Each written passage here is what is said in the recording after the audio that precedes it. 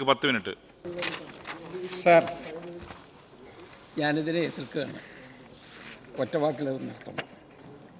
Sir, ഇവിടെ പ്രധാനപ്പെട്ട പ്രശ്നം എന്താ? ഇവിടെ ചില വകുപ്പുകൾക്ക് കാശ് കൊടുക്കും, ചില വകുപ്പുകൾക്ക് കാശേ കൊടുക്കില്ല. സാർ, ഇവിടെ KSRTC അടിസ്ഥാന സൗകര്യ വികസനത്തിനും ഡിപ്പോകളുടെ വർക്ക്ഷോപ്പുകളുടെയും നവീകരണത്തിനും 30 കോടി രൂപ ബജറ്റ് വിഹിതം വെച്ചു. സാർ, അവർക്ക് കൊടുത്തത് 6.63 കോടി രൂപ മാത്രം. അവരെത്ര ചെലവഴിച്ചു അത് വേറെ പ്രശ്നം, അത് ആ ഡിപ്പാർട്ട്മെൻറ്റാണ്. സമ്പൂർണ്ണ കമ്പ്യൂട്ടർവൽക്കരണം, ഗവേണൻസ് 20 കോടി രൂപ ബജറ്റ് വെച്ചു. അവർക്ക് 5.51 കൊടുത്തത്, 5.41 അവർ ചെലവഴിച്ചു. സാർ, ഇതൊക്കെ ഈ നിയമസഭയിൽ തന്ന കണക്കുകളുടെ അടിസ്ഥാനത്തിലുള്ളതാണ്. അപ്പോൾ ചില വകുപ്പുകൾക്ക് പണം കൊടുക്കും, ചില വകുപ്പുകൾക്ക് കണക്ക് കൊടുക്കില്ല. ഇപ്പോൾ ശ്രീ സലാം പറഞ്ഞതനുസരിച്ചാണെങ്കിൽ ധാരാളം പണം മറ്റേ വകുപ്പിന് കൊടുത്ത്, ഞാൻ വകുപ്പിൻ്റെ പേരൊന്നും പറയുന്നില്ല. പക്ഷേ ചിലരോട് ചിറ്റമ്മ നയം എടുക്കുന്നത് ശരിയാണോ എന്നുള്ളതാണ് എൻ്റെ പ്രസക്തമായ ചോദ്യം. ഇവിടെ സാർ, അങ്ങനെയുള്ള ഒരു സാഹചര്യത്തിൽ നമ്മൾ നടന്നുകൊണ്ടിരിക്കുന്ന നിർമ്മാണ പ്രവർത്തനങ്ങൾ കൂടി അത് പൂർത്തിയാക്കുന്നതിന് വേണ്ടിയുള്ള നടപടി ഉണ്ടാകണ്ടേ? സാർ, എനിക്ക് നേരിട്ടൊരു അനുഭവമുണ്ട്. സാർ, കേരളത്തിലെ ഏറ്റവും പ്രധാനപ്പെട്ട സാംസ്കാരിക കേന്ദ്രമെന്ന് പറയാൻ കഴിയുന്ന 19 ലക്ഷം ജനങ്ങൾ ജീവിക്കുന്ന ഒരു ജില്ലയിൽ അതുവഴി കടന്നു പോകുന്നവർക്കെല്ലാം അറിയാം, അവിടെ ഒരു സ്കൈ വോക്ക് നിൽപ്പുണ്ട്. സാർ, 10 കൊല്ലമായി കാത്തിരിക്കുകയാണ്. സാർ, അത് 2015 നവംബറിൽ national transport commission and research centre അതിൽ ട്രാഫിക് വികസന പ്ലാനിൻ്റെ അടിസ്ഥാനത്തിൽ അത് രൂപകൽപ്പന ചെയ്തതാണ്. അന്ന് മുതലിൻ്റെ വർക്ക് മുന്നോട്ട് പോകുന്നതാണ്. സാർ, ഇവിടെ പാസഞ്ചർ കാർ യൂണിറ്റ് ഏറ്റവും തിരക്കേറിയ സമയത്തുള്ള പരിശോധന 40,000 അതുവഴി കടന്നു പോകുന്നത്. സാർ, ഗതാഗത വകുപ്പിൻ്റെ 9/1/2015 GORT നമ്പർ 565/2015 അതിൻ്റെ ഉത്തരവ് പ്രകാരം അഡ്മിനിസ്ട്രേറ്റീവ് സാങ്ഷൻ കൊടുത്തു. അതിനുശേഷമുള്ള ടെക്നിക്കൽ സാങ്ഷൻ കൊടുത്തു. അത് വർക്ക് ഓർഡർ കൊടുത്തു. അവർക്ക് വർക്ക് ആരംഭിച്ചു എന്ന് മാത്രമല്ല, 5,18,00,000 രൂപ അനുവദിച്ചതിൽ 2 കോടി രൂപ അവർ പണിയും ചെയ്തു, അത് കൊടുക്കുകയും ചെയ്തു. സാർ, ഇപ്പോൾ ഇത്രയും കാര്യങ്ങൾ വന്നതിന് ശേഷവും പിന്നീട് അത് മുന്നോട്ട് പോകാൻ പറ്റുമോ? സാർ, നാളിതുവരെ 2,16,04,937 രൂപ അതാണ് അവർ ചെയ്തു തീർത്തിട്ടുള്ളത്. ബാക്കിയുള്ളത് അതവിടെ നോക്കുകുത്തി പോലെ നിൽക്കുകയാണ്. സാർ, നമ്മളുടെ ഗവൺമെൻറ്റിലെ എല്ലാ മന്ത്രിമാരും അതിന് ചുറ്റും പോകുന്നതല്ലേ? എല്ലാ ആളുകളും പോകുന്നതല്ലേ? സാർ, എനിക്ക് പല അനുഭവങ്ങളുണ്ട്. കോടിമതൊരു പാലം, ഇപ്പോൾ അതിൻ്റെ അപ്രോച്ച് റോഡിന് വേണ്ടി 10 കൊല്ലം കാത്തിരുന്നു. ഇപ്പോൾ അപ്രോച്ച് റോഡ് ഏറെക്കുറെ ഇങ്ങനെ മെല്ലെ മെല്ലെ മെല്ലെ നീങ്ങിക്കൊണ്ടിരിക്കുകയാണ്. സാർ, വെള്ളമില്ലാതെ ജനങ്ങൾ വിഷമിക്കുമ്പോൾ അവിടെ ഒരു റെഗുലേറ്റർ കം ബ്രിഡ്ജ്, അതിൻ്റെ പണി 6 തൂണ് വാർത്തു. 6 തൂണ് വെള്ളത്തിൽ, ഇപ്പോൾ ഒന്നുമില്ല, വെള്ളം വേറെ ഒഴുകി പോവുകയാണ്. സാർ, എന്തിനാണ് ഇങ്ങനെ പ്രതികാരം കാണിക്കുന്നത്? ശരിക്കും ബഹുമാനപ്പെട്ട മുഖ്യമന്ത്രി പറഞ്ഞ അതേ ചോദ്യമാണ് ചോദിക്കാനുള്ളത്. ഇവിടെ കേരളം ഇന്ത്യയുടെ ഭാഗമല്ലേ എന്ന് ചോദിക്കുന്നത് പോലെ തന്നെ ഞങ്ങളുടെ ഈ പ്രദേശവും കേരളത്തിൻ്റെ ഭാഗമല്ലേ? ഞങ്ങൾക്കും അതിനുള്ള ബാധ്യതകളിൽ ഞങ്ങൾക്കും അതുണ്ടാകേണ്ടതല്ലേ? സാർ, എന്തിനാ കേരളത്തെ നിങ്ങൾ 2ആയി ഡിവൈഡ് ചെയ്യുന്നത്? നിങ്ങൾക്ക് ഇഷ്ടപ്പെട്ട സ്ഥലം, ഇഷ്ടപ്പെടാത്ത സ്ഥലം. ഇപ്പോൾ ഇടതുപക്ഷ ജനാധിപത്യ മുന്നണിയുടെ MLA മാർ, പ്രത്യേകിച്ച് CPM MLA മാർ, അത് 150 കോടി, 250 കോടി, 350 കോടി ഇങ്ങനെ വാശിക്ക് ലേലം വിളിച്ച് പറഞ്ഞു പോകുന്നത് ഈ റെക്കോർഡിൽ തന്നെയുണ്ട്. സാർ, ഒന്നും വേണ്ട, ഞങ്ങൾക്ക് അനുവദിച്ചതെങ്കിലും ചെയ്തു തീർക്കുന്നതിന് വേണ്ടിയുള്ള ദയ കാണിക്കണമെന്നുള്ളതാണ് പ്രധാനപ്പെട്ട കാര്യം. സാർ, അത് ചെയ്യാതിരിക്കുന്നതിന് എന്താ കാരണം? 7 വർഷത്തിന് ശേഷം ഉണ്ടായ മെറ്റീരിയൽ കോസ്റ്റും അനുബന്ധ ചെലവുകളും വർദ്ധിച്ചതുകൊണ്ട് KRSA അനുവദിച്ച 5,18,00,000 രൂപയിൽ പണി പൂർത്തീകരിക്കാൻ സാധിച്ചിട്ടില്ലെന്നും അതിനധികം ആവശ്യമായി വരുന്ന 1,65,00,000 രൂപ MLA ഫണ്ടിൽ നിന്ന് കൊടുക്കാമോ എന്ന് എനിക്ക് ജില്ലാ കളക്ടർ എനിക്ക് കത്തെഴുതി. സാർ, ആ കത്തെഴുതിയിരിക്കുന്നത് 11/5/2022. അപ്പോൾ ഒരു ട്രബിളും ഇല്ല, മറ്റൊരു പ്രശ്നവും ഇല്ല. അവിടെ ഈ പോരായ്മ, ഈ ഗ്യാപ്പ് നികത്തണം. ആ ഗ്യാപ്പ് നികത്തുന്നതിന് വേണ്ടിയ തുക MLA ഫണ്ടിൽ നിന്ന് തരാമോ? അത് ഗവൺമെൻറ്റിനെ സേവ് ചെയ്യാനാണ്. കാരണം 5,18,00,000 രൂപ അതിനേക്കാൾ അധികം വരുന്നത് കൊണ്ട് ഈ അധിക ചെലവ് MLA ഫണ്ടിൽ നിന്ന് തരാമോ എന്നാണ് എന്നോട് ജില്ലാ കളക്ടർ കത്തെഴുതി ചോദിച്ചത് 2022. സാർ, ജില്ലാ കളക്ടറുടെ ആവശ്യം മുഖവിലേക്കെടുത്ത് പ്രസ്തുത തുക MLA ഫണ്ട്, സാർ, ഇവിടെ ഇരിക്കുന്ന MLA മാർക്ക് എല്ലാവർക്കും അറിയില്ലേ? ഒരു MLA ഫണ്ടിൽ നിന്ന് ഇത്രയും വലിയ തുക ഒരു കാര്യത്തിന് വേണ്ടി കൊടുക്കാൻ നമുക്ക് കഴിയുമോ? എന്നാൽ പോലും ജനങ്ങളുടെ ഒരു സ്വപ്നം സാക്ഷാത്കരിക്കുന്നതിന് വേണ്ടി ആ ചോദിച്ച തുക കൊടുക്കാം എന്ന് ഞാൻ കളക്ടർക്ക് മറുപടി കൊടുത്തു.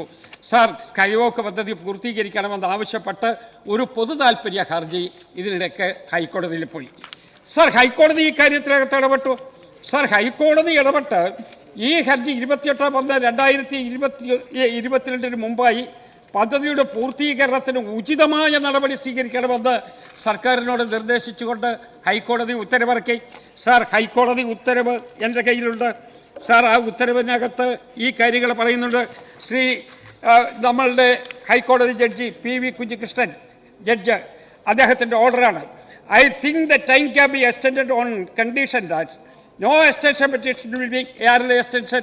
ഗവൺമെൻറ് ചോദിക്കുക, ഇനിയും ഞങ്ങൾക്ക് സമയം വേണമെന്ന് ചോദിക്കാനുള്ള ശ്രമം വന്നപ്പോൾ no extension petition will be entertained by this court. Therefore, the time is extended for further period of 5 months from 6/3/2023 on condition. Sir, അതാണ് ഏറ്റവും പ്രധാനപ്പെട്ട. On condition that no further extension petition will be entertained by this court. The petitioners will also see that the entire work is completed within the above period. Sir, ഇങ്ങനെയൊരു കോടതിയുടെ ഉത്തരവും ഇതുപോലുള്ള നടപടികളും എന്നോട് ചോദിച്ച അത്രയും തുക കൊടുത്തിട്ടും ഇതിന് 5 കോടി 18 ലക്ഷം രൂപയിൽ ഏതാണ്ട് 3 കോടിയിൽ ചില്ലുവാനും അവിടെ ബാലൻസ് ഗവൺമെൻറ്റിൽ ഇരിക്കുകയും ചെയ്തിട്ടും സാർ, ഇതുപോലെ ഒരു മഹാപ്രസ്ഥാനം എന്തിനാണ് ഇല്ലാതാക്കുന്നത്? സാർ, അവിടുത്തെ ജനങ്ങളുടെ ഒരു മോഹമില്ലേ? ആ ഒരു അതാ പറഞ്ഞത്, ആ ജില്ലയിൽ 19 ലക്ഷത്തിലധികം വരുന്ന ജനങ്ങളുടെ ഒരു മോഹമില്ലേ? ആ ജില്ലയുടെ തലസ്ഥാനമല്ലേ? ഇതെല്ലാം നമുക്കൊരു പ്രൗഢായി നിൽക്കുന്നതല്ലേ? സാർ, മുഖ്യമന്ത്രി പറഞ്ഞ ഒരു വാക്കിനോട് ഞാൻ വീണ്ടും പറയുകയാണ്, ഞങ്ങൾ വികസനത്തിൻ്റെ കാര്യത്തിൽ വിവേചനമില്ല എന്ന് പറഞ്ഞാൽ ബഹുമാനപ്പെട്ട മുഖ്യമന്ത്രി അങ്ങ് ഇവിടെ ഇല്ല എങ്കിലും ഞാൻ റെക്കോർഡിന് വേണ്ടി പറയുന്നു, അങ്ങനെ വിവേചനമില്ല എന്ന് വരികിൽ എന്തുകൊണ്ട് ഇത് തീർത്തുകൂടാ? ഇതിനോട് മാത്രം ഒരു വിവേചനം കാണിക്കുന്നത് എന്തിനാണ്? അപ്പോൾ വിവേചനരഹിതമായ ഒരു ഗവൺമെൻറ് ഉണ്ടാകണമെന്ന് ഞങ്ങൾ ആഗ്രഹിക്കുന്നത്. അതുണ്ടാകുന്നില്ല എന്നുള്ളതാണ് ഏറ്റവും പ്രധാനപ്പെട്ട പ്രശ്നം. അതുകൊണ്ട് ദയവായിട്ട് ഇത് വിവേചനത്തിൽപ്പെടുത്താതെ ഇത് ആളുകൾക്കുള്ള ഒരു പ്രത്യേകമായ സൗകര്യത്തിൻ്റെ അടിസ്ഥാനത്തിലാണ് എന്ന് മനസ്സിലാക്കി ഒരു സാംസ്കാരിക തലസ്ഥാനത്ത് ആരംഭിക്കുന്ന ഒരു നിർമ്മാണ പ്രവർത്തനം പാതി വഴി നിന്നു പോകാതിരിക്കുന്നതിനുള്ള നടപടിയെടുക്കണം എന്നുള്ളതാണ് എനിക്ക് അഭ്യർത്ഥിക്കാനുള്ളത്. അതിന് സപ്പോർട്ടീവായിട്ടുള്ള കാര്യങ്ങളെക്കുറിച്ച് കൂടി ഞാൻ പറഞ്ഞു. സാർ, ഇവിടെ എല്ലാ ആളുകളും രാഷ്ട്രീയത്തെക്കുറിച്ച് പറയണം. ഇവിടെ സത്യം പറഞ്ഞാൽ ഇവിടെ ഞാനിതിനകത്ത് രാഷ്ട്രീയം പറയാനിരുന്നതല്ല. കാരണം നമ്മളുടെ ആരോഗ്യം, ഗതാഗതം, ഈ കാര്യങ്ങളിലൊക്കെ നമ്മളിതിനാ രാഷ്ട്രീയം പറയേണ്ടത്. അത് നമുക്ക് പൊതുവായിട്ടുള്ള കാര്യം അല്ലേ? അതുകൊണ്ട് അതിനകത്ത് ഒതുങ്ങി നിൽക്കണം എന്നുള്ളതാണ് ഞാൻ ആഗ്രഹിച്ചത്. സാർ, ഇവിടെ ചില ആളുകൾ കൊല്ലം സമ്മേളനം കഴിഞ്ഞപ്പോൾ അവരുടെ ഗർവങ്ങൾ വർദ്ധിച്ചിരിക്കുകയാണ്. അവർ 3 ബസ്സിലുമായിട്ടാണ് നിൽക്കുന്നത്. ഇതെല്ലാം കീഴടക്കുമെന്നൊരു മട്ടിലാണ് നിൽക്കുന്നത്. സാർ, കൊല്ലത്ത് ഇത്രയും കൊടി കെട്ടാനായിട്ട് കാശുണ്ടായ പോരെ, വേറെ എന്തെങ്കിലും വേണം? സാർ, ഇത്രയും കൊടി കെട്ടാൻ ആർക്കാ പാട്? ഇപ്പം ഞാൻ പറയുന്നു, നമ്മുടെ കേരളത്തിൽ പച്ച പിടിച്ചു വരുന്ന ഒരു രാഷ്ട്രീയ പാർട്ടിക്കാണെങ്കിലും അവിടെ ഇത്രയൊക്കെ കൊടിയൊക്കെ കെട്ടാൻ പറ്റുകയല്ലേ?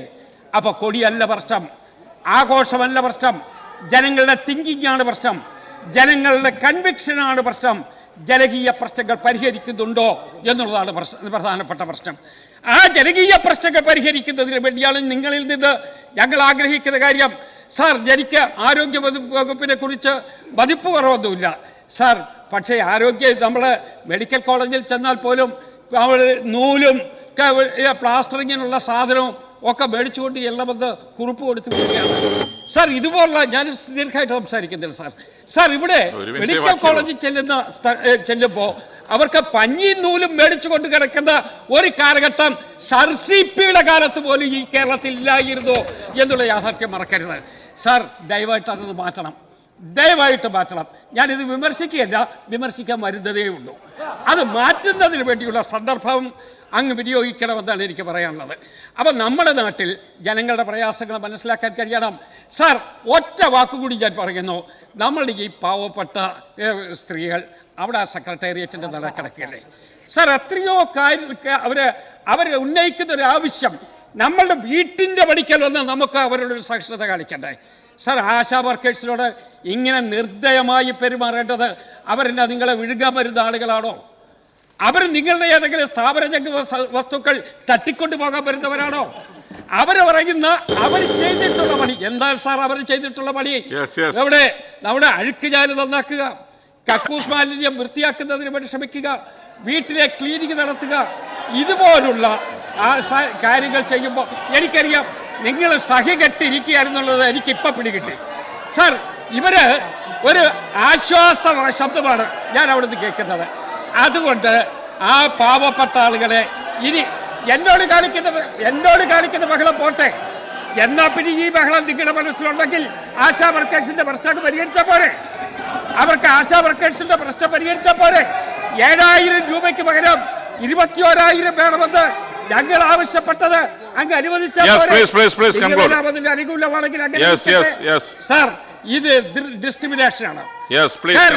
ഒറ്റ മിനിറ്റ് കൊണ്ട് തീർക്കും സാർ. ഇത് ഡിസ്ക്രിമിനേഷനാണ്.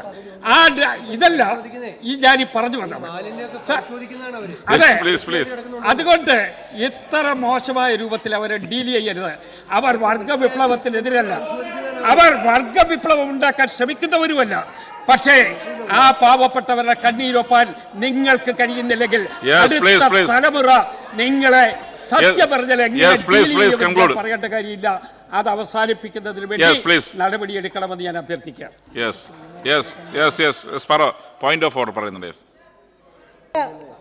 അംഗം വളരെ സീനിയർ ആയിട്ടുള്ള അംഗം. പെട്ടെന്ന് കൺക്ലൂഡ് പിന്നെ തീരുമാനിക്കാം.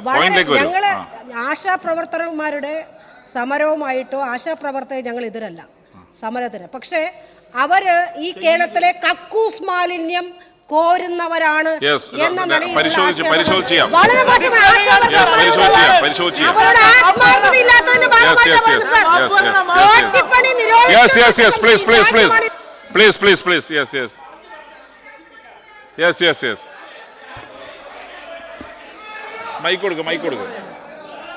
പറഞ്ഞത് വികസിപ്പിക്കാതെ ഞാൻ പറഞ്ഞ കാര്യം വേറെ, ബഹുമാനപ്പെട്ട അംഗം പറഞ്ഞ കാര്യം വേറെ.